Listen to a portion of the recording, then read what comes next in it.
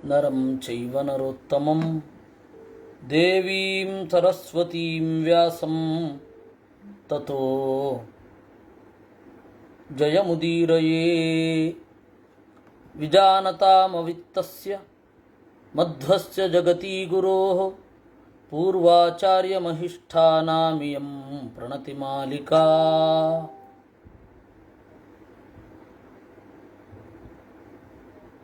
ನಂದಗೋಪನ ಮನೆಯಲ್ಲಿ ಶ್ರೀಕೃಷ್ಣ ಗೋಪಾಲಕನಾಗಿ ಕೆಲಸ ಮಾಡ್ತಾ ಇದ್ದ. ಅದಕ್ಕಿಂತ ಹಿಂದೆ ತೀರ ಚಿಕ್ಕ ಮಗುವಾದಾಗಲೇ ಕೆಲವು ಘಟನೆಗಳು ನಡೆಯಿತು. ಮೊದಲು ಕೃಷ್ಣನಿಗೆ ಹಲ್ಲು ಬಂದಿರಲಿಲ್ಲ, ಆಗಲೇನೆ ಪೂತನೆಯನ್ನು ಕೊಂದದ್ದು. ಕೃಷ್ಣನ ಉಪನಿಷ್ಕ್ರಮಣದ ಸಂದರ್ಭದಲ್ಲಿ ಶಕಟಾಸುರನ ಸಂಹಾರ ಆಗಿತ್ತು. ಆದರೆ ಹರಿವಂಶದಲ್ಲಿ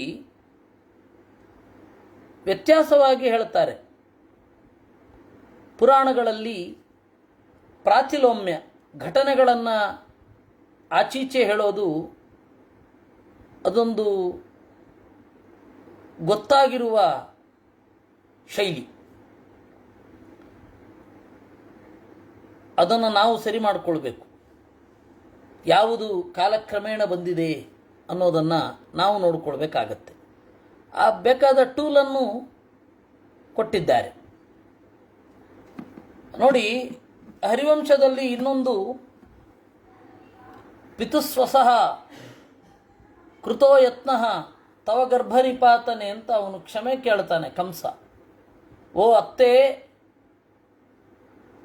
ನಿನ್ನ ಗರ್ಭವನ್ನು ಬೀಳಿಸಲಿಕ್ಕೆ ನಾನು ಮಾಡಿದ ಪ್ರಯತ್ನಕ್ಕೆ ಕ್ಷಮೆ ಇರಲಿ ಅಂತ ಕೇಳ್ತಾನೆ. ಅಲ್ಲ ಮಾರ್ಯಾರ, ಭಾಗವತದಲ್ಲಿ ತಂಗಿಯಾಗಿದ್ದವಳು ಹರಿವಂಶದಲ್ಲಿ ಅತ್ತೆ ಆಗಿ ಹೋಗ್ತಾಳೆ ಹೇಗೆ ದೇವಕಿ ಅಂತ. ಇದು ನಮಗೆ ಇದ್ದ ದೊಡ್ಡ ಸಮಸ್ಯೆ. ಅದನ್ನು ಮಧ್ವಾಚಾರ್ಯರು ಪರಿಹಾರ ಮಾಡಿದ್ರು ತಾತ್ಪರ್ಯ ನಿರ್ಣಯದಲ್ಲಿ. ಸರಿ ಅದು ಅಂತ ನೀವು ಒಳಗಡೆ ನೋಡಿ. ಅಂದರೆ ಒಳಗಡೆ ಅಂದರೆ ಸ್ವಲ್ಪ ಸೂಕ್ಷ್ಮವಾಗಿ ಗಮನಿಸಿದಾಗ ಒಂದು ವಿಚಾರ ಗೊತ್ತಾಗುತ್ತೆ. ಉಗ್ರಸೇನನ ತಂಗಿ ದೇವಕಿ. ಉಗ್ರಸೇನನ ತಂಗಿ ಅಂದರೆ ಕಂಸನಿಗೆ ಅತ್ತೆ. ಆದರೆ ಎಷ್ಟು ಚಿಕ್ಕವಳು ಅಂತಂದರೆ ಕಂಸ ಬಹಳ ದೊಡ್ಡವನಾಗಿ ಬೆಳೆದ ಮೇಲೆ ಅವಳು ಹುಟ್ಟಿದ್ದಿದ್ದು. ಅದರಿಂದಾಗಿ ವರಸೆಯಲ್ಲಿ ಅತ್ತೆಯಾದರೂ ತಂಗಿಯಂತೆ ಬೆಳೆದಳು. ಆ ತಂಗಿಯ ಮೇಲೆ ಏನು ಪ್ರೀತಿ ಇರಬೇಕೋ ಆ ಪ್ರೀತಿ ಕಂಸನಿಗೆ ಇತ್ತು. ಅದರಿಂದಾಗಿ ಭಾಗವತ ಆ ದರ್ಶನದಿಂದ ಸ್ವಸ ಅಂತ ಹೇಳಿತು. ತಂಗಿ, ಸ್ವಸ ಅಂದರೆ ತಂಗಿ ಅಂತ ಸಂಸ್ಕೃತದಲ್ಲಿ. ಇನ್ನು ಪಿತುಸ್ವಸ, ತಂದೆಯ ತಂಗಿ, ಅದು ವಾಸ್ತವ. ಅದನ್ನು ಹರಿವಂಶ ಹೇಳಿದ್ದು. ಅದರಿಂದಾಗಿ ಎರಡೂ ಮಾತುಗಳನ್ನು ಸರಿ ಮಾಡಿಕೊಂಡು ಓದಬೇಕು ಅಂದರು ಆಚಾರ್ಯರು. ಪಿತುಸ್ವಸಾಸ ಸ್ವಸಾಚ ಕಂಸಸ್ಯ ಬಭೂವ ದೇವಕಿ ಅಂತ ಹೇಳಿದ್ರು. ಅದರಿಂದ ಮೊದಲು ಶಕಟಾಸುರನ ಭಂಜನ ಆಗಿದ್ದು, ಆಮೇಲೆ ಪೂತನೆಯನ್ನು ಕೃಷ್ಣ ಕೊಂದದ್ದು ಅಂತ ಹೇಳಿದರೆ, ನೀವು ಭಾಗವತದ ರೀತಿಯಲ್ಲಿ ಇದನ್ನು ವ್ಯತ್ಯಾಸ ಮಾಡಿಕೊಳ್ಬೇಕು. ಮೊದಲು ಹುಟ್ಟಿದ 1 ತಿಂಗಳ ಒಳಗಡೆಯೇ ಪೂತನೆಯನ್ನು ಕೊಂದದ್ದು. 4ನೇ ತಿಂಗಳಲ್ಲಿ ಉಪನಿಷ್ಕ್ರಮಣ ಮಾಡುತ್ತಾರೆ. ಮಗುವನ್ನು ಹೊರಗಡೆ ಒಯ್ದು ದೇವರ ಮುಂದೆ ಇಟ್ಟು, ಓ ದೇವರೇ, ಈ ಮಗು ನಿನಗೆ ಸಮರ್ಪಣೆ ಅಂತ ಹೇಳ್ತಾರೆ. ಅದು ಉಪನಿಷ್ಕ್ರಮಣ. ಆ ಉಪನಿಷ್ಕ್ರಮಣ 4ನೇ ತಿಂಗಳಲ್ಲಿ ಮಾಡುವಾಗ ಹೋಗಿ ನದಿಯಲ್ಲಿ ಸ್ನಾನ ಮಾಡಬೇಕಾಯಿತು. ಮಗುವನ್ನು ಗಾಡಿಯ ಕೆಳಗಡೆ ಚಕ್ರಗಳ ನಡುವೆ ಬಟ್ಟೆಯನ್ನು ಕಟ್ಟಿ ಮಲಗಿಸಿದರು. ಅಲ್ಲಿ ಕೃಷ್ಣ ಇದ್ದಾಗ ಅವನನ್ನು ಕೊಲ್ಲಲಿಕ್ಕೆ ಶಕಟಾಸುರ ಬಂದ. ಪ್ರಾಯ ಅವನು ಗಾಡಿಯ ಒಳಗಡೆ ಸೇರಿ ಎಲ್ಲರನ್ನ ಕೊಲ್ತಾ ಇದ್ನೋ ಏನೋ, ಅದರ ಬಗ್ಗೆ ವಿವರಣೆ ಇಲ್ಲ. ಶಕಟ ಅಂತ ಹೇಳಿ ಒಬ್ಬ ಅಸುರ, ಗಾಡಿಯ ಒಳಗಡೆ ಇದ್ದ ಅಸುರ. ಅವನು ಗಾಡಿಯ ಒಳಗಡೆ ಬಂದು ಸೇರಿಕೊಂಡ ಚಕ್ರದಲ್ಲಿ. ಇವನು ಅವನನ್ನು ಒದ್ದ. ಅದನ್ನು ಕೆಲವು ಮಕ್ಕಳು ನೋಡಿದರು. ನಿರಿಲ್ಯೇ ಶಕಟಸ್ಯಾಕ್ಷೇ ಪ್ರಸ್ರವೋತ್ಪೀಡ ವರ್ಷಿಣಿ ಹೇಳಿದರೆ ಅವಳು ನಂಬಲಿಲ್ಲ ಜನ. ಮಕ್ಕಳು ಹೇಳಿದ್ದು ಅವ್ರಿಗೆ ಗೊತ್ತಾಗಲ್ಲ ಅಂತ ಹೇಳಿ ನಿರಾಕರಣೆ ಮಾಡಿಬಿಟ್ರು. ಆದರೆ ನಿಜವಾಗಿಯೂ ಉದ್ದೇಶಪೂರ್ವಕವಾಗಿ ಕೃಷ್ಣ ಒದ್ದದ್ದು. ಆಮೇಲೆ ಕೃಷ್ಣ ಮತ್ತು ಬಲರಾಮ ಇಬ್ಬರು ಓಡಾಡ್ತಾ ಇರುವಾಗ ಚೇಷ್ಟೆ ಜಾಸ್ತಿ ಆಯಿತು. 3-4 ವರ್ಷದ ಹುಡುಗರು ಇದ್ದದ್ದೆಲ್ಲ ತಮ್ಮದು ಅಂತ ಹೇಳಿ ತೆಗೆದುಕೊಳ್ತಾರೆ. ಆಮೇಲೆ 5ನೇ 6ನೇ ವಯಸ್ಸಿಗೆ ಅವರು ಕರುಗಳನ್ನು ಕಾಯಲಿಕ್ಕೆ ಹೋದರು. 7ನೇ ವಯಸ್ಸಿಗೆ ಅವನು ದೇವ ಅಂತ ಗೊತ್ತಾಗ್ಬಿಟ್ಟಿತ್ತು. ಹೀಗಾಗಿ ಆ ಬೆಣ್ಣೆ ಕದ್ದ ವರ್ಷದ ಅವಧಿ ಒಂದು 2-3 ವರ್ಷ ಅಷ್ಟೇ. ಆದರೆ ದಾಸರು ಮತ್ತು ಭಾರತಾದ್ಯಂತ ಇರುವ ಕವಿಗಳು, ಗೃಹಿಣಿಯರು ತಮ್ಮ ಮಕ್ಕಳು ಆಡುವಾಗ ಕೃಷ್ಣನನ್ನು ನೆನಪಿಸಿಕೊಳ್ಳಲಿ ಅಂತ ಹೇಳಿ ಅವರು ಆ ಕೃಷ್ಣ ಬಾಲಲೀಲೆಗಳನ್ನು ಮಾಡಿದ ಪದ್ಯಗಳನ್ನು ಬರೆದದ್ದು. ವಸ್ತುತಃ ಅವನು ಕೃಷ್ಣ ಬೆಣ್ಣೆಯನ್ನು ತೆಗೆದು ಇಟ್ಟುಕೊಂಡದ್ದು ಮೊದಲಾದವುಗಳೆಲ್ಲ ಒಂದು 2-3 ವರ್ಷದ ಕಥೆ ಅದು ಅಷ್ಟೇ. 13ನೇ ವಯಸ್ಸಿಗೆ ಅವನು ನೇರ ಭಾರತದ ರಾಜಕೀಯದಲ್ಲೇ ಪ್ರವೇಶ ಮಾಡಿಬಿಟ್ಟಿದ್ದ, ಕಂಸನನ್ನು ಕೊಲ್ಲುವ ಮೂಲಕ. ಅದರಿಂದ ಕೃಷ್ಣ ಚಿಕ್ಕ ಹೆಜ್ಜೆ ಇಟ್ಟು ಓಡಾಡುವಾಗ, ಆಮೇಲೆ ಬೆಳೆದ ಮೇಲೆ ಒಂದು 3-4 ವಯಸ್ಸಿದ್ದಾಗ ಅವನನ್ನು ಒರಳಿನಲ್ಲಿ ಕಟ್ಟಿ ಹಾಕಿದಳು ತಾಯಿ. ಅವನು ಆ ಒರಳನ್ನು ಎಳೆದುಕೊಂಡು ಹೋದ. ಅದು 2 ಮತ್ತಿ ಮರಗಳಿದ್ವು. ಆ ಮತ್ತಿ ಮರಗಳ ಮೂಲಕ್ಕೆ ಆ ಒರಳನ್ನು ಹಾಕಿ ಜಗ್ಗಿದ. ಅದು ನೆಪ ಅಷ್ಟೇ. ಆದರೆ ಬಿದ್ದದ್ದು 2 ಮತ್ತಿ ಮರಗಳು. ಮತ್ತಿ ಮರ ಹೇಗಿರುತ್ತೆ ಅಂತ ಗೊತ್ತಲ್ಲ, ಬಹಳ ಅಗಲವಾಗಿ ಉದ್ದವಾಗಿ ಇರುತ್ತೆ. ವಸ್ತುತಃ ಅವರಿಬ್ಬರು ಗಂಧರ್ವರು, ನಳಕುಬರ ಮತ್ತು ಮಣಿಗ್ರೀವ ಅಂತ, ಕುಬೇರನ ಮಕ್ಕಳು. ಉನ್ಮತ್ತರಾಗಿ ಕುಡಿದ ನಶೆಯಲ್ಲಿ ಹೆಣ್ಣು ಮಕ್ಕಳ ಜೊತೆ ಅಶ್ಲೀಲ ಗೀತೆ ಹಾಡ್ತಾ ಇದ್ರು. ನಾರದರು ಬಂದದ್ದು ಅವ್ರಿಗೆ ಗೊತ್ತಾಗಲಿಲ್ಲ, ಅಥವಾ ಗೊತ್ತಾದರೂ ಸ್ವಲ್ಪ ಉಪೇಕ್ಷೆ ಮಾಡಿದ್ರೋ ಏನೋ. ನಾರದರು ಶಾಪ ಕೊಟ್ಟರು. ಆ ಶಾಪದ ಪರಿಹಾರ ಹೇಗೆ ಅಂತಂದರೆ ಕೃಷ್ಣ ಬರಲಿ ಅಂತ. ಆ ಥರ ಶಾಪ ಸಿಗೋದಾದರೆ ಅದಕ್ಕೆ ನಾವು ತಯಾರು. ಕೃಷ್ಣ ಸಿಗಬೇಕಲ್ಲ, ಅವರನ್ನು ಉದ್ಧಾರ ಮಾಡಬೇಕು ಅಂತ ದೇವರಿಗೆ ಮನಸ್ಸಾಯಿತು. ನಾರದರ ಹೇಳಿಕೆ ಇದೆ. ಆದ್ದರಿಂದ ಇನ್ನು ಧ್ವನಿ ಮತ್ತು ಚುಮು ಅಂತ ಹೇಳಿ ಇಬ್ಬರು ರಕ್ಕಸರು, ಅವರು ಅದೇ ಮತ್ತಿ ಮರದಲ್ಲಿ ಸೇರಿಕೊಂಡಿದ್ದರು. ದೇವರ ಒಂದು ಕ್ರಿಯೆ ಅನ್ನೋದು ಈ ವಾದಿರಾಜರು ರುಕ್ಮಿಣೀಶ ವಿಜಯದಲ್ಲಿ ಹೇಳ್ತಾರಲ್ಲ, ಏಕಕ್ರಿಯಾದ್ವರ್ಥಕರಿ ಬಭೂವ ಅಂತ. ದೇವರ ಒಂದು ಕ್ರಿಯೆ ಅನ್ನೋದು ಹಲವಾರು ಕೆಲಸಗಳನ್ನು ಮಾಡುತ್ತೆ. ಸಜ್ಜನರನ್ನು ಶಾಪ ಮೋಕ್ಷಗೊಳಿಸಿ ಅವರನ್ನು ಉದ್ಧಾರ ಮಾಡಿತು, ಸದ್ಗತಿ ನೀಡಿತು. ಅದೇ ದೇವರ ಕ್ರಿಯೆ ಇಬ್ಬರು ರಕ್ಕಸರು ಮರದಲ್ಲಿ ಇರುವವರು ಅವರನ್ನು ಕೆಳಗಡೆ ಒತ್ತಿತ್ತು. ಆ ಮರಗಳು ಬಿದ್ದಾಗ ಎಲ್ಲರಿಗೂ ಆಶ್ಚರ್ಯ ಆಯಿತು. ವಿನಾವಾತಂ ವಿನಾವರಚಂ ವಿದ್ಯುತ್ ಪ್ರಪತನಂ ವಿನಾ ಹಸ್ತಿ ಕೃತಂ ದೋಚಂ ಕೇನೇಮೌ ಪಾತಿತೌ ದ್ರುಮೌ.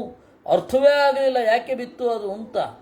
ಗಾಳಿ ಬೀಸಲಿಲ್ಲ, ಮಳೆ ಬರಲಿಲ್ಲ, ಸಿಡಿಲು ಹೊಡೆಯಲಿಲ್ಲ, ಆನೆ ಯಾವುದೂ ಇತ್ತ ಬರಲಿಲ್ಲ, ಮತ್ತೆ ಹೇಗಾಯಿತು ಅಂತ. ಯಶೋದೇನ ಸಮಾಬೈದ ಅಂತೆ ನಂದ. ತಥೋ ಯಶೋದಾಂ ಗರಹನ್ವೈ ನಂದಗೋಪೋ ವಿವೇಶಃ. ಆಗಲೂ ಅವರಿಗೆ ದೇವರು ಗೊತ್ತಾಗಲಿಲ್ಲ. ಏತದಾಶ್ಚರ್ಯಭೂತಂ ಹಿ ಬಾಲಸ್ಯಾಸೀದ್ ವಿಚೇಷ್ಟಿತಂ ಕೃಷ್ಣಸ್ಯ ಭರತಶ್ರೇಷ್ಠ ಘೋಷೇ ನಿವಸತಸ್ತದ.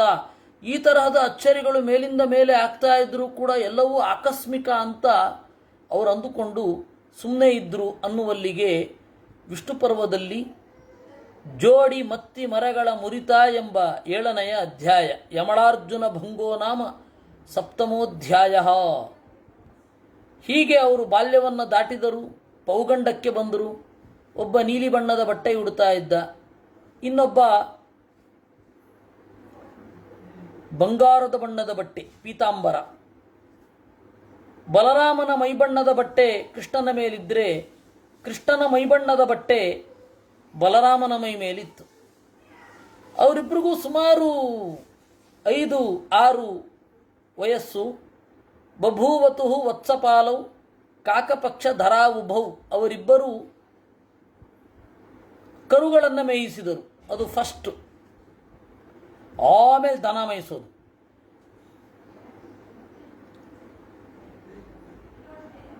ಅವರು ಕಾಕಪಕ್ಷಧರವು. ಕಾಕಪಕ್ಷ ಅಂತಂದರೆ ಕ್ರಾಪ್, ಇವತ್ತಿನ ಕಾಗೆಯ ರೆಕ್ಕೆಯಂತೆ ಬಾಚಿಕೊಳ್ಳೋದು.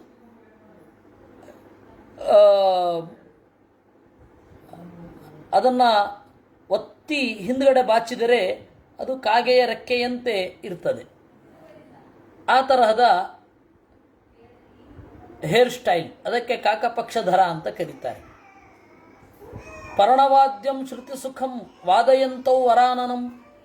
ಎಲೆಗಳಿಂದ ಪೀಪಿ ಮಾಡಿ ಇಬ್ಬರು ಊತ್ತ ಕಾಡಿನಲ್ಲಿ ತಿರುಗುತ್ತಾ ಇದ್ರು. ತ್ರಿಶೀರ್ಷ ವಿವ ಪನ್ನಗವು. 3 ಜಡೆಗಳನ್ನು ಇಬ್ಬರು ಹಾಕ್ತಾ ಇದ್ರು. ಉದ್ದವಾದ ಕೂದಲಿನಿಂದ 3 ಜಡೆಗಳು. ಕೃಷ್ಣನಿಗೂ ಕೂಡ ಆ ತರಹದ 3 ಜಡೆ ಇತ್ತು.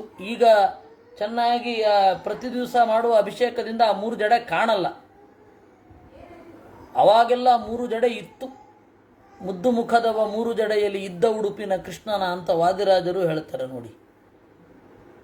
ಆ ಬಾಲಕೃಷ್ಣನ ರೂಪವನ್ನೇ ಆಚಾರ್ಯರು ತಂದು ಅಲ್ಲಿ ಉಡುಪಿಯಲ್ಲಿ ಇಟ್ಟದ್ದು. ಮಯೂರಾಂಗದ ಕರ್ಣವು. ಅವರು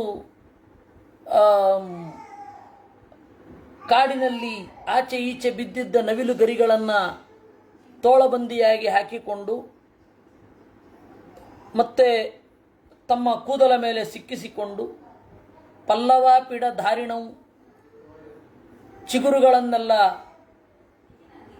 ಮೈಗೆ ಪೂಸಿಕೊಂಡು ವನಮಾಲಾ ಕುಲೋರಸ್ಕವು, ಕಾಡು ಹೂಗಳ ಮಾಲೆ ಅದನ್ನು ಹಾಕಿಕೊಳ್ತಾ ಇದ್ದರು. ದ್ರುಮಪೂತ ವಿವೋದ್ಗತವು, ಮರಗಳ ಮಕ್ಕಳೋ ಎಂಬಂತೆ ಅವರು ಕಂಗೊಳಿಸ್ತಾ ಇದ್ದರು. ಒಮ್ಮೆ ಹೀಗೆ ತಿರುಗಾಡ್ತಾ ಪರ್ಣಶಯ್ಯಾಸು ಸಂಸಿಪ್ತವು, ದನ ಕಾಯುವಾಗ ಹುಲ್ಲಿನ ಮೇಲೆ ಮಲಗಿ ಎದ್ದು ಆಟ ಆಡಿ ಚಂಚೂರ್ಯಂತೌ ರಮಂತೌ ಸ್ಮ ಕಿಶೋರಾವಿವ ಚಂಚಲವು. ಒಂದು ಬಾರಿ ಅಥ ದಾಮೋದರ ಶ್ರೀಮಾನ್ ಸಂಕರ್ಷಣಮುವಾಚ. ದಾಮೋದರ ಶ್ರೀಕೃಷ್ಣ ಸಂಕರ್ಷಣಂ ಉವಾಚ, ಬಲರಾಮನಿಗೆ ಹೇಳಿದ, ಆರ್ಯನಾಸ್ಮಿನ್ ವನೇ ಶಕ್ಯಂ ಗೋಪಾಲೈ ಸಹ ಕ್ರೀಡಿತುಂ. ಅಣ್ಣ, ಈ ಕಾಡಿನಲ್ಲಿ ನಾವು ಆಟ ಆಡಲಿಕ್ಕೆ ಆಗ್ತಾ ಇಲ್ಲ. ಅವಗೀತಮಿದಂ ಸರ್ವಂ ಆವಾಭ್ಯಾಂ ಭುಕ್ತ ಕಾನನಂ. ನಾಗರಿಕತೆ ನಿಧಾನವಾಗಿ ಈ ಭೂಮಿಯನ್ನು ಕೊಳಕು ಮಾಡಿದೆ. ಪ್ರಕ್ಷೀಣ ತೃಣಕಾಷ್ಠಂಚ ಗೋಪೈರ್ಮಥಿತ ಪಾದಪಂ. ಚೆನ್ನಾಗಿ ತುಳಿದು ಹುಲ್ಲನ್ನು ಹಾಳು ಮಾಡಿದ್ದೇವೆ. ಉರುವಲಿಗಾಗಿ ಮನೆಗಾಗಿ ಮರವನ್ನು ಕಡಿದಿದ್ದೇವೆ. ಘನೀಭೂತಾನಿ ಯಾನ್ಯಾಸನ್ ಕಾನನಾನಿ ವನಾನಿಚ. ಒಂದು ಕಾಲದಲ್ಲಿ ದಟ್ಟವಾಗಿದ್ದ ಕಾಡು ಈಗ ವಿರಳವಾಗಿದೆ. ನೋಡಲಿಕ್ಕೆ ಖುಷಿ ಅಂತ ಅನ್ನಿಸ್ತಾ ಇಲ್ಲ. ಗೋವಾಟೇಶ್ವಪಿ ಯೇ ವೃಕ್ಷಾ ಪರಿವೃತ್ತ ಅರ್ಗಲೇಶು ಚ ಸರ್ವೇ ಗೋಷ್ಠಾಗ್ನಿಷು ಗತಾಃ ಕ್ಷಯಂ ಅಕ್ಷಯ ವರ್ಚಸಃ. ಇನ್ನು ಗಡಿ ವಿಸ್ತರಿಸಿಕೊಂಡು ಹೊರಟಿದೆ. ಆವಾಗ ನಗರ ಮತ್ತು ದಟ್ಟವಾದ ಕಾಡಿಗೆ ನಟ್ಟ ನಡುವೆ ಗೋಕುಲ ಇರ್ತಾ ಇತ್ತು. ಅವನು ವಿದುರ ಒಂದು ಮಾತು ಹೇಳ್ತಾನೆ, ಗ್ರಾಮಕಾಮಂಚ ಗೋಪಾಲಂ ವನಕಾಮಂಚ ನಾಪಿತಂ. ಬಿಡಬೇಕಾದ 6 ಜನರಲ್ಲಿ ಇವರಿಬ್ಬರು. ಕಾಡಿನಲ್ಲಿ ವಾಸ ಮಾಡಲು ಬಯಸುವ ಬ್ಯೂಟಿಷಿಯನ್, ಹೇರ್ ಡ್ರೆಸ್ಸರ್ ಅವನು, ಕ್ಷೌರಿಕ. ಅವನು ಮರ ಕತ್ತರಿಸಿದ ಹಾಗೆ, ಹುಲ್ಲು ಕತ್ತರಿಸಿದ ಹಾಗೆ ತಲೆ ಕತ್ತರಿಸಿದರೆ ಕಷ್ಟ. ಇನ್ನು ಗ್ರಾಮಕಾಮಂಚ ಗೋಪಾಲಂ, ಅವನನ್ನು ಬಿಡಬೇಕು, ಯಾಕೆಂದರೆ ಅನ್ಫಿಟ್ ಟು ದೇರ್ ಪ್ರೊಫೆಷನ್ ಅಂತ. ಕಾಡಿನಲ್ಲಿ ನಾಡಿನಲ್ಲಿ ವಾಸ ಮಾಡಲು ಬಯಸುವ ಗೋವಳಿಗ, ಗೌಳಿ, ಅವನ ಎತ್ತುಗಳು ಅಥವಾ ಹಸುಗಳು ಪ್ಲಾಸ್ಟಿಕ್ ತಿಂದು ಹಾಲು ಕೊಡೋದಷ್ಟೇ, ಶುದ್ಧ ಹಾಲು ಸಿಗೋಲ್ಲ. ಅದರಿಂದಾಗಿ ಹಟ್ಟಿ ಅಥವಾ ಗೊಲ್ಲರ ಕೇರಿ, ಗೋಷ್ಠ, ಅದು ಕಾಡು ಮತ್ತು ಊರು ಅವುಗಳ ನಡುವೆ ಇರಬೇಕು. ಆ ಗಡಿಯೇ ಹೊರಟು ಹೋಗ್ತಾ ಇದೆ. ಅವಾಗೆಲ್ಲ ಹೆಂಗೆ ಗಡಿ ಅಂತಂದರೆ ಬರದು ಗಿರಿದು ಎಲ್ಲ ಮಾಡೋದಲ್ಲ. ಈ ಬಂಡಿಗಳನ್ನು ಅರ್ಧಚಂದ್ರಾಕೃತಿಯಲ್ಲಿ ನಿಲ್ಲಿಸಿ ಅಲ್ಲಿ ಪಕ್ಕದಲ್ಲಿ ಒಂದು ದೊಡ್ಡ ಹಳ್ಳವನ್ನು ತೋಡಿರುತ್ತಿದ್ದರು. ಕಾಡು ಪ್ರಾಣಿಗಳಿಂದ ರಕ್ಷಣೆ. ನಗರಕ್ಕೆ ಅಭಿಮುಖವಾಗಿದ್ದ ಕಡೆ ಆ ತರಹದ್ದು ಬೇಕಿಲ್ಲ. ಕಾಡಿನಿಂದ ಬರುವ ಪ್ರಾಣಿಗಳು ಆ ಟ್ರೆಂಚ್ ಅದನ್ನು ದಾಟಿ ಬರಬಾರದು. ಅದು ಒಂದು ರಿಮೂವಬಲ್ ಬ್ರಿಡ್ಜು ಇತ್ತು ಆಚೆ ಹೋಗಲಿಕ್ಕೆ. ಆದರೆ ಆ ಗಡಿಯೇ ಈಗ ಕಣ್ಮರೆಯಾಗಿ ನಾವು ಆವರಿಸ್ಕೊಳ್ತಾ ಇದ್ದೇವೆ ಅಂತಾನೆ ಕೃಷ್ಣ. ಗೋವಾಟೇಶ್ವಪಿ ಯೇ ವೃಕ್ಷಾಹ. ಮತ್ತೆ ನಮ್ಮ ಒಳಗಡೆ ಅಂದರೆ ನಾವು ವಾಸ ಮಾಡಬೇಕು ಅಂತ ಹೇಳಿ ಒಂದು ಜಾಗವನ್ನೇನು ಮಾಡಿಕೊಂಡಿದ್ದೇವೆ ಅದರ ಒಳಗಡೆಯೂ ಮರಗಳು ಕಾಣೆಯಾಗ್ತಾ ಇದೆ. ಸನ್ನಿಕೃಷ್ಟಾನಿ ಯಾನ್ಯಾತನ್ ಕಾಷ್ಠಾನಿ ಚ ತೃಣಾನಿ ಚ ತಾನಿ ದೂರಾವಕೃಷ್ಟೇಚು ಮಾರ್ಗಿತವ್ಯಾನಿ ಭೂಮಿಷು. ಮೊದಲು ಹತ್ತಿರ ಇದ್ದ ಮರಗಳು ಈಗ ದೂರ ಹೋಗ್ತಾ ಇವೆ. ಅರಣ್ಯಮಿದಮಲ್ಪೋದಂ ಅಲ್ಪಕಕ್ಷಂ ನಿರಾಶ್ರಯಂ. ಈ ಕಾಡಿನಲ್ಲಿ ನೀರು ಕಡಿಮೆ ಆಗ್ತಾ ಇದೆ, ಕಾಡು ನಾಶ ಆಗ್ತಾ ಇದೆ. ಅನ್ವೇಷಿತವ್ಯ ವಿಶ್ರಾಮಂ. ನಾವು ನೆರಳನ್ನು ಹುಡುಕಬೇಕಿದೆ. ದಾರುಣಂ ವಿರಲದ್ರುಮಂ. ಅಕರ್ಮಣ್ಯೇಷು ವೃಕ್ಷೇಷು ಸ್ಥಿತ ವಿಪ್ರಸ್ಥಿತ ದ್ವಿಜಂ ಸಂವಾಸಸ್ಯಾಸ್ಯ ಮಹತೋ ಜನೇನ ಉತ್ಸಾದಿತ ದ್ರುಮಂ. ಇನ್ನು ಪಕ್ಷಿಗಳು, ನಾವು ಹೋಗಲಿ, ಪಕ್ಷಿಗಳು ಮರದ ನೆರಳು ದೂರಾಗಿ ಒದ್ದಾಡುವಂತಾಗಿದೆ. ನಿರಾನಂದಂ ನಿರಾಸ್ವಾದಂ ನಿಷ್ಪ್ರಯೋಜನ ಮಾರುತಂ ನಿರ್ವಿಹಂಗಮಿದಂ ಶೂನ್ಯಂ ನಿರ್ವ್ಯಂಜನಮಿವಾಶನಂ. ಈ ಕಾಡು ಕಡಿಮೆಯಾಗಿ ಆನಂದವನ್ನು ನೀಡುತ್ತಾ ಇಲ್ಲ, ಪ್ರಕೃತಿಯ ಆಸ್ವಾದ ಇಲ್ಲ, ಗಾಳಿ ಬೀಸಿದರೆ ಪ್ರಯೋಜನ ಇಲ್ಲ. ಮೆಲುಗಾಳಿ ಬೀಸಿದಾಗ ಮರಗಳು ಅಲುಗಿ ಎಲೆಯ ಸದ್ದನ್ನು ಕೇಳುವ ಅಂತ ಇರುತ್ತೆ. ಅದು ಪ್ರಕೃತಿಯ ಸಂಗೀತ ಅಲ್ವಾ? ಬೇಂದ್ರೆಯವರು ಹೇಳಿದ್ದು ಗಿಡಗಂಟೆಗಳ ಕೊರಳೊಳಗಿಂದ ಅಂತ. ಅದು ಪ್ರಾಚೀನ ಭಾರತದ ಕಾವ್ಯದಲ್ಲಿ ನಾರಾಯಣ ಪಂಡಿತಾಚಾರ್ಯರು ಪ್ರಯೋಗ ಮಾಡಿದ್ದೇ ರೂಪಕ. ಅದು ವೃಕ್ಷಗಳ ಒಳಗಡೆಯಿಂದ ಹಕ್ಕಿಗಳ ಉಲಿ, ಓ ದೇವರೇ ಅದು ಕೂಡ ನಿನ್ನ ಸ್ತೋತ್ರ ಅಂತ. ಅದು ಐತರೆಯ ಉಪನಿಷತ್ತಿಗೆ ಸಂಬಂಧಪಟ್ಟದ್ದು. ಪ್ರಕೃತಿಯಲ್ಲಿ ಕೇಳಿಬರುವ ಹಕ್ಕಿಗಳ ಉಲಿ, ಸಮುದ್ರದ ಭೋರ್ಗೆರತ, ಗುಡುಗು, ಮಳೆ ಬರುವ ದನಿ, ಇದೆಲ್ಲವೂ ಕೂಡ ನಿನ್ನ ಸಂಗೀತವೇ ಅಂತ, ಇದೆಲ್ಲವೂ ನಿನ್ನ ನಾಮವೇ ಅಂತ ಐತರೆಯ ಉಪನಿಷತ್ತು. ದೇವರು ಸರ್ವಶಬ್ದವಾಚ್ಯ. ಅಂದರೆ ಹಕ್ಕಿಗಳ ಉಲಿಯನ್ನು ಕೇಳಲಿಕ್ಕೆ ಆಗ್ತಾ ಇಲ್ಲ.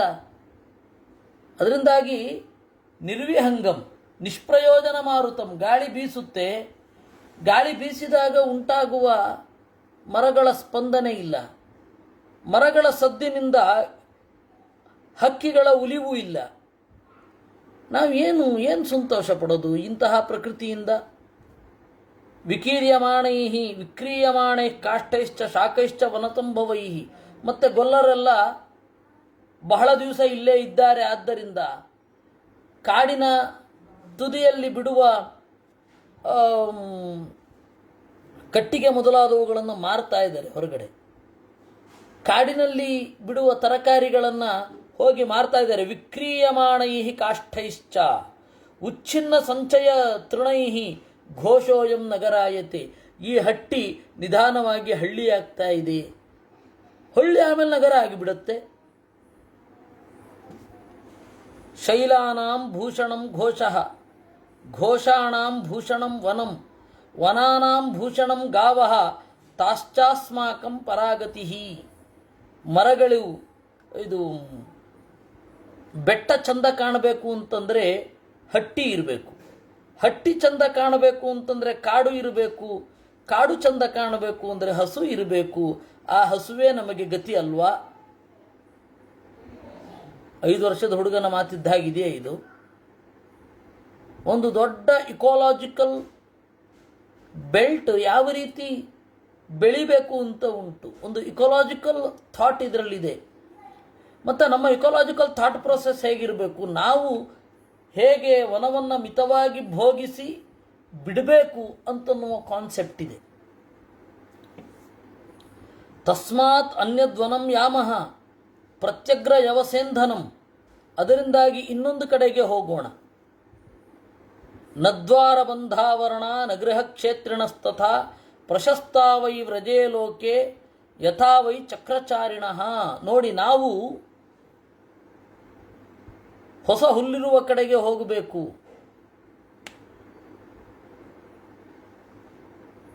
ಈಗ ಇಚ್ಛಂತ್ಯ ಅನುಪಭುಕ್ತಾನಿ ಗಾವೋ ಭೋಕ್ತುಂ ತೃಣಾನಿಚ್ಛ. ಹಸುಗಳು ಈ ಸುತ್ತಮುತ್ತಲೂ ಹುಲ್ಲನ್ನು ತಿನ್ನಲಿಕ್ಕೆ ಹೇಸ್ತಾ ಇವೆ. ಒಂದು ಹುಲ್ಲಿಲ್ಲ, ಇದ್ದ ಹುಲ್ಲು ಪೊಲ್ಯೂಟ್ ಆಗಿದೆ. ಪ್ರಕೃತಿಯ ಬದಲಾವಣೆಯನ್ನು ಪ್ರಾಣಿಗಳು ಬೇಗ ಗುರುತಿಸ್ತವೆ. ತಸ್ಮಾತ್ ಆ ಕಾರಣದಿಂದ ನಾವೆಲ್ಲ ಹೋಗೋಣ. ನದ್ವಾರ ಬಂಧಾವರಣ. ಇಲ್ಲಿ ಮೆಲ್ಲಗೆ ಗುಡಿಸಲುಗಳು ಏಳುತ್ತಾ ಇವೆ. ಗುಡಿಸಲುಗಳು ಏಳೋದು ಹಟ್ಟಿಯ ನಾಶದ ಸಂಕೇತ ಅಂತಾನೆ ಕೃಷ್ಣ. ದ್ವಾರಬಂಧ ಅಂದರೆ ದಾರಂದ ಅಂತಾರೆ. ತುಳುನಲ್ಲಿ ದಾರಂದ ಅಂತಾರೆ. ಹಳೆ ಮೈಸೂರು ಮತ್ತು ಉತ್ತರ ಕರ್ನಾಟಕದ ಕಡೆ ಪ್ರಾಯ ಮೇಲ್ಕಟ್ಟು ಅಂತಾರೆ. ಬಾಗಿಲ ಕಟ್ಟು, ಬಾಗಿಲ ಅಲ್ಲಿ ಚೌಕಾಕಾರ ಹೊಂದಿರುತ್ತಲ್ಲ ಅದು. ಸಂಸ್ಕೃತದಲ್ಲಿ ವಿತಾನ ಅಂತ, ದ್ವಾರಬಂಧ ಅಂತ. ಆ ದ್ವಾರಬಂಧವನ್ನು ದಾರಂದ ಅಂತ ಕರೀತಾರೆ ಕನ್ನಡದಲ್ಲಿ ಮತ್ತು ತುಳುನಲ್ಲಿ. ಈ ದಾರಂದ ಎಲ್ಲ ಹೇಳ್ತಾ ಇದೆ ಅಂತ, ಮನೆಗೆ ದಾರಂದ ಬಂತು ಅಂದರೆ ಹಳ್ಳಿ ಆಗ್ತಾ ಇದೆ ಅಂತ ಅರ್ಥ. ನಾವು ಹಾಗಿರಬಾರದಲ್ವಾ? ಆದ್ದರಿಂದ ನದ್ವಾರ ಬಂಧಾವರಣ ನಗೃಹ ಕ್ಷೇತ್ರಿಣಸ್ತತ. ನಾವು ಮೆಲ್ಲಗೆ ಮನೆ, ಆಮೇಲೆ ನಮ್ಮದೇ ಆದ ಒಂದು ಜಾಗ, ಕಾಂಪೌಂಡು, ಇವುಗಳೆಲ್ಲ ಏರಿಸಿಕೊಳ್ತಾ ಇದ್ದೇವೆ. ಪ್ರಶಸ್ತಾವೈ ವ್ರಜಾಲೋಕೆ. ಲೋಕಕ್ಕೆ ಹಿತ ಆಗಬೇಕು ಅಂತಂದರೆ ಗೋಕುಲ ಅಲೆಮಾರಿಯಾಗಿ ಇರಬೇಕು. ಕುಲ ಅಂದರೆ ಸಮೂಹ. ಹಸುಗಳ ಸಮೂಹ ಅಲೆಮಾರಿಯಾಗಿರುವ ತನಕ ಲೋಕ ಸುಭಿಕ್ಷವಾಗಿ ಇರುತ್ತೆ, ಚೆನ್ನಾಗಿ ಇರುತ್ತದೆ. ಶಕೃನ್ಮೂತ್ರೇಶು ತೇಷ್ವೇವ ಜಾತಕ್ಷಾರ ರಸಾಯನಂ ನತೃಣಂ ಭುಂಜತೆ ಗಾವೋ ನಾಪಿತತ್ ಪಯತೆ ಹಿತಂ. ಇನ್ನು ಹಸುಗಳ ಸೆಗಣಿ ಮತ್ತು ಗಂಜಲ ಬಿದ್ದು ಅದು ಭೂಮಿಯಲ್ಲಿ ನಿಧಾನವಾಗಿ ಹರಡಿ ತಮ್ಮ ಹುಲ್ಲುಗಳನ್ನು ತಾವೇ ತಿಂತಾ ಇಲ್ಲ. ಮತ್ತು ಒಂದು ವೇಳೆ ಹಾಗೆ ತಿಂದರೆ ನಾಪಿತತ್ ಪಯಸೇ ಹಿತಂ. ಹಾಲು ಚೆನ್ನಾಗಿ ಇರೋಲ್ಲ. ಆ ಹಾಲು ನಾವು ತಿನ್ನಲಿಕ್ಕಾಗೋಲ್ಲ. ಸ್ಥಳೀ ಪ್ರಾಯಾಸು ರಥ್ಯಾಸು ನವಾಸು ವನರಾಜಿಷು. ರಸ್ತೆ ಬಂದ ಮೇಲೇ ನೀವು ಯೋಚನೆ ಮಾಡಬೇಕು. ರಸ್ತೆ ಅನ್ನುವ ಶಬ್ದ ಸಂಸ್ಕೃತದ ಮೂಲವನ್ನು ಹೊಂದಿದೆ. ರಥ್ಯ ಅಂತ. ರಥ ಓಡಾಡಲು ಇರುವ ಜಾಗ, ಅದೇ ರಸ್ತೆ, ಅದೇ ರೋಡು. ಚರಾವತ್ಸಹಿತವು ಗೌಭಿಹಿ ಕ್ಷಿಪ್ರಂ ಸಂವಾಹ್ಯತಾಂ ವ್ರಜಃ. ಅದರಿಂದಾಗಿ ಪ್ರಕೃತಿಯ ಕ್ಷೇಮಕ್ಕಾಗಿ ಬಹಳ ಹಿಂದಿನ ಕಾಲದಿಂದ ನಡೆದುಕೊಂಡು ಬಂದ ಅಲೆಮಾರಿ ಕೃಷಿಯ ಅಲೆಮಾರಿ ಗೌಳಿಗತನದ ನೆನಪಾಗಿ ನಾವು ಬೇರೆ ಒಂದು ಕಡೆಗೆ ತೆರಳಬೇಕಿದೆ. ಸಂವಾಹ್ಯತಾಂ ವ್ರಜಃ. ಸಂವಾಹ್ಯತಾಂ ಅಂದರೆ ಶಿಫ್ಟ್ ಮಾಡಬೇಕಿದೆ ಅಂತ. ಇಡೀ ಗೋಕುಲವನ್ನು ಶಿಫ್ಟ್ ಮಾಡಬೇಕಿದೆ ಅಣ್ಣ. ಶ್ರೂಯತೆ ಹಿ ವನಂ ರಮ್ಯಂ ಪರ್ಯಾಪ್ತ ತೃಣ ಸಂಸ್ತರಂ. ನಾವೊಂದು ಕಾಡನ್ನು ಕೇಳ್ತಾ ಇದ್ದೇವೆ. ನೋಡಿ, ಇದು ಭಾಗವತದಲ್ಲಿ ಬಂದಿರದ ಸಂಗತಿ, ಹರಿವಂಶದಲ್ಲಿ ಬರುತ್ತೆ. ಅದರಿಂದಾಗಿ ಎಲ್ಲವನ್ನು ಓದಬೇಕು ಅಂತ, ಎಲ್ಲವನ್ನು ಓದಿ ಒಂದು ಪರ್ಫೆಕ್ಟ್ ಫ್ರೇಮ್ ವರ್ಕ್ ಮಾಡಬೇಕು, ಎಡಿಟಿಂಗ್ ಮಾಡಬೇಕು. ಆ ಎಡಿಟಿಂಗ್ ಯಾವ ರೀತಿ ಮಾಡಬೇಕು ಅನ್ನುವ ಟೂಲನ್ನು ಆಚಾರ್ಯರು ಕೊಟ್ಟದ್ದು. ಪುರಾಣದಲ್ಲಿ ಒಂದು ಕಡೆ ಉಂಟು, ಭಾಷಾತ್ರಯಂ ನ ಜಾನೀತೆ ರೀತೀನಾಂ ಶತಮೇವ ಚ ಪುರಾಣಾರ್ಥಂ ವದನ್ಯಾತಿ ನರಕಂ ನಾತ್ರ ಸಂಚಯ ಅಂತ. ಯಾವುದೇ ಕಥೆಯನ್ನು ಹೇಳುವಾಗ ಅದು ರಾಮಾಯಣ ಆಗಿರಬಹುದು, ಮಹಾಭಾರತ ಆಗಿರಬಹುದು, ಭಾಗವತ ಆಗಿರಬಹುದು, ಯಾವುದೇ ಕಥೆಯನ್ನು ಹೇಳಬೇಕಾದ್ರೆ ನಮಗೆ ಇರಬೇಕಾದ ಎಚ್ಚರವನ್ನು ಬ್ರಹ್ಮಾಂಡ ಪುರಾಣ ಹೇಳುತ್ತೆ. ಭಾಷಾತ್ರಯಂ ನ ಜಾನೀತೆ. ಸಮಾಧಿ, ಗುಹ್ಯ, ದರ್ಶನ, ಈ ಭಾಷೆ ಇದರ ಪರ್ಮಿಟೇಷನ್ ಕಾಂಬಿನೇಷನ್ 81 ಉಂಟು. ದರ್ಶನ ದರ್ಶನ ದರ್ಶನ ದರ್ಶನ ಗುಹ್ಯ ಗುಹ್ಯ ಗುಹ್ಯ ಗುಹ್ಯ ಗುಹ್ಯ ದರ್ಶನ, ಈ ರೀತಿ ಅದು 81 ಟೆಕ್ನಿಕ್ ಇದೆ. ಆಮೇಲೆ 7 ನರೇಷನ್ ಟೆಕ್ನಿಕ್: ವ್ಯತ್ಯಾಸ, ಪ್ರಾತಿಲೋಮ್ಯ, ಗೋಮೂತ್ರಿ, ಪ್ರಘಸ, ಉಕ್ಷಣ, ಸಾಧು, ಸುಧುರ ಅಂತ. ಇದರ ಲಕ್ಷಣ ಎಲ್ಲ ಹೇಳಿದ್ದೇನೆ, ನಾನು ಹಿಂದೆ ಹೇಳಿದ್ದೇನೆ, ಅದರಿಂದಾಗಿ ಇಲ್ಲೇನು ಹೇಳಲಿಕ್ಕೆ ಹೋಗಲ್ಲ. ಇದನ್ನು ತಿಳಿದುಕೊಂಡು ಇದರ ಪರ್ಮಿಟೇಷನ್ ಕಾಂಬಿನೇಷನನ್ನು ಅರ್ಥ ಮಾಡಿಕೊಂಡು ಒಬ್ಬ ಪುರಾಣ ಹೇಳಿದರೆ ಜನರಿಗೆ ಒಳ್ಳೆಯ ಜ್ಞಾನವನ್ನು ಕೊಟ್ಟು ಅವರ ಅನುಷ್ಠಾನದ ಮೂಲಕ ಇವನು ಒಳ್ಳೆಯ ಗತಿಗೆ ಹೋಗ್ತಾನೆ. ಇಲ್ಲವೇ ತಪ್ಪು ತಿಳುವಳಿಕೆಯನ್ನು ಜನರಿಗೆ ಹುಟ್ಟಿಸಿದ್ದರಿಂದ ಅನ್ಯಥಾ ನರಕಕ್ಕೆ ಹೋಗ್ತಾನೆ ಅಂತ. ಅದರಿಂದ ಎಚ್ಚರದಲ್ಲಿ ಹೇಳಬೇಕು. ನೋಡಿ, ಇದು ಭಾಗವತದಲ್ಲಿ ಇದು ಬರಲಿಲ್ಲ, ಅದರಿಂದಾಗಿ ಭಾಗವತದಲ್ಲಿ ಇಡೀ ಕೃಷ್ಣನ ಚರಿತ್ರೆ ಇದೆ, ಎಲ್ಲವನ್ನೂ ಹೇಳಿಬಿಟ್ಟಿದ್ದಾರೆ. ಅಲ್ಲ, ನಾವು ಹರಿವಂಶ ನೋಡಿ ಅದು ಜೋಡಿಸ್ಕೊಳ್ಬೇಕು ಅಲ್ಲಿಗೆ. ಅಲ್ಲಿ ಇದಿಲ್ಲ. ಯಾಕೆ ಅಂದರೆ ಹರಿವಂಶದಲ್ಲಿ ಹೇಳಿದ್ದೇವಲ್ಲ ಅಂತ ವೇದವ್ಯಾಸರು.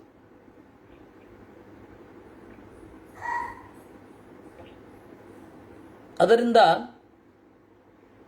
ಸ್ಥಳೀಪ್ರಾಯಾಸು ರಥ್ಯಾಸು,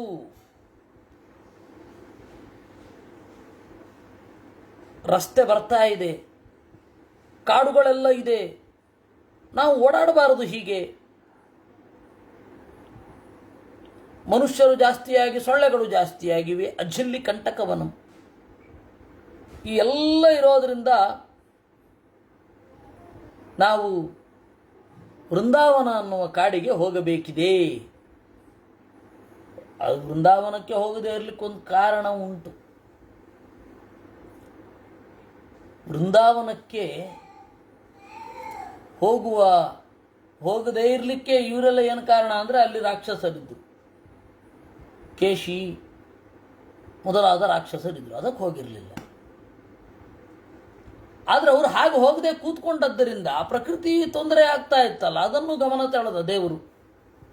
ಮತ್ತು ಅವ್ರನ್ನೆಲ್ಲ ಕೊಲ್ಲಬೇಕು ಅಂದರೆ ಅಲ್ಲಿಗೆ ಹೋಗಬೇಕು. ಅದಕ್ಕೆ ದೇವರು ಹಲವಾರು ಉದ್ದೇಶಗಳಿಂದ ದೇವರೇನು ಮಾಡಿದ, ಅಲ್ಲಿಗೆ ಹೋಗೋಣ ಅಣ್ಣ ಅಂತ ಹೇಳಿದ. ಆ ವೃಂದಾವನದ ಬಗ್ಗೆ ಒಂದಿಷ್ಟು ಮಾತಾಡಿ ಆಮೇಲೆ ಹೇಗೆ ಹೋಗೋದು ಅಂತ ಹೇಳ್ತಾನೆ. ಅದನ್ನು ನಾಳೆ ನಾವು 8ರಿಂದ 8:30 ತನಕ ನೋಡುವ. 8ರಿಂದ 8:30, 8:35 ತನಕ ನೋಡೋಣ, ನಾಳೆ ನೋಡೋಣ. ಆಮೇಲೆ ಶೇಷಗಿರಿ KS ರಾವ್ ಅವರು ಮಾಧ್ವ ಪರಂಪರೆಯನ್ನು ದ್ವೈತ ಮತದ ಬದಲು ತತ್ವವಾದ ಅಂತ ಯಾಕೆ ಕರೆದಿದ್ದಾರೆ ಅಂತ. ತತ್ವ ಅಂದರೆ ಎಲ್ಲ ಕಡೆ ಇದ್ದು ಜ್ಞಾನಗೋಚರ ಆಗುವುದು ವಸ್ತುವನ್ನು ತತ್ವ ಅಂತ ಕರೀತಾರೆ. ದ್ವೈತ ಅಂತನ್ನೋದು ವಾದ ಪ್ರಕ್ರಿಯೆಯಲ್ಲಿ ಇಳಿದು ಬಂದದ್ದು. ದ್ವೈತ ಮತ ಅಂತ ಕರಿಬಾರದು ವಸ್ತುತಃ. ಯಾಕೆಂದರೆ ದ್ವೈತ ಅನ್ನೋದಕ್ಕೆ ಅನ್ಯಥಾ ಜ್ಞಾನ ಅಂತ ಆಚಾರ್ಯರು ಅರ್ಥ ಬರೆದಿದ್ದಾರೆ. ಮತ್ತು ಸ್ವಯಂ ಮಧ್ವಾಚಾರ್ಯರು ತತ್ವವಾದ ಅಂತೆಲ್ಲೂ ಕರೆದಿಲ್ಲ. ವಾದಿರಾಜರು ಏನು ಹೇಳಿದ್ದಾರೆ, ಮಹತ್ಯಸ್ಮಿನ್ ತತ್ವವಾದೇ ಗರೀಯಸಿ ಭರೋಮಮ ಅಂತ. ವಾದಿರಾಜರೆಲ್ಲ ತತ್ವವಾದ ಅಂತಲೇ ಕರಿತಾ ಇದ್ದದ್ದು. ಇತ್ತೀಚೆಗೆ ಅಸ್ಮಾಕಂ ದ್ವೈತ ಮತೆ ದ್ವೈತಿನಃ ಅಂತ ಶುರುವಾಗಿದ್ದು. ವಸ್ತುತಃ ತತ್ವವಾದಿನಃ. ಶಂಕರರ ಸಿದ್ಧಾಂತ ಮಾಯಾವಾದ, ಅದು ಆಚಾರ್ಯರ ಸಿದ್ಧಾಂತ ತತ್ವವಾದ ಅಷ್ಟೇ. ಅದನ್ನು ಅದ್ವೈತ ಅಂತ ಕರಿತಾ ಇರಲಿಲ್ಲ, ಇದನ್ನು ದ್ವೈತ ಅಂತ ಕರಿತಾ ಇರಲಿಲ್ಲ. ವಾದ ಪ್ರಕ್ರಿಯೆಯಲ್ಲಿ ಬಂದಿದ್ದು. ಪ್ರಾಚೀನ ಆಚಾರ್ಯರು ತತ್ವ ಅನ್ನುವ ಪದವನ್ನೇ ಹೆಚ್ಚು ಬಳಸಿದ್ದಾರೆ. ಅದಕ್ಕನುಗುಣವಾಗಿ ತತ್ವವಾದ ಅಂತ ಹೇಳಿ ಹಿಂದಿನ ಹಳೆಯ ವ್ಯಾಖ್ಯಾನಕಾರರೆಲ್ಲ ತತ್ವವಾದ ಅಂತ ಹೇಳಿದ್ದಾರೆ. ಅದರಿಂದಾಗಿ ನಾವು ಹಾಗೇ ಕರೆಯೋದು ಒಳ್ಳೆಯದು, ತತ್ವವಾದ ಅಂತ. ದ್ವೈತ ಕರಿಬಾರದು ಅಂತಲ್ಲ, ಇತ್ತೀಚೆಗಿನವರು ಹಾಗೆ ಹೇಳ್ತಾ ಇದ್ದಾರೆ. ಇಷ್ಟರೊಂದಿಗೆ ಇವತ್ತಿನ ಚಿಂತನೆಯನ್ನು ಮುಗಿಸೋಣ. ಕೃಷ್ಣಾರ್ಪಣಮಸ್ತು.